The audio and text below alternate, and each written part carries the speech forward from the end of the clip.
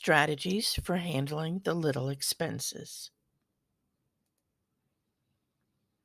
With inflation still prevalent, those nickels and dimes or $5 and $10 expenses may not seem so important, but they can add up. Just $10 a month is the equivalent of $120 a year. Today, most expenses, no matter how small, are paid by plastic or electronic transfers. Whatever the payment method, all little expenses need to be tracked so they can be properly entered on your books and records and deducted at tax time. Handling small expenses. Things don't happen automatically.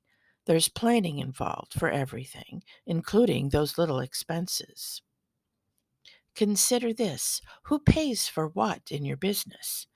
Do you allow or require employees to pay for certain business expenses for which they're reimbursed? Do they buy items for the business using company accounts or credit cards? Decide how to handle little expenses. Designate who decides what's needed. Designate who makes purchases, and decide how purchases are paid. Create systems to track and manage little expenses. Budget for small expenses. Enter expenses in accounting software or online. Collect or store receipts. Scanning receipts eliminates paper clutter. If you use a cash box, be sure it includes a transaction log on which withdrawals are entered, the date, amount, and purpose for each expense. Keep receipts where possible.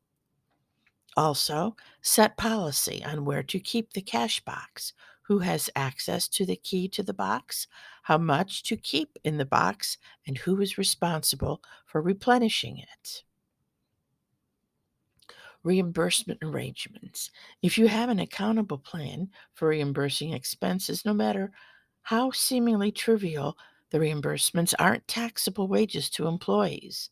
They aren't reported on W 2s or subject to employment taxes. The business can deduct the expenses to the extent allowed by tax law. Remember this: when it comes to expenses, having good business practices in place for the little things will carry over to bigger things and help the business stay on top of its money.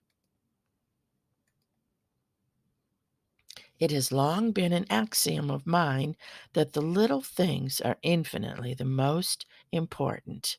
By Arthur Conan Doyle. Oh, you mean I wasn't recording? Bigideasforsmallbusiness.com.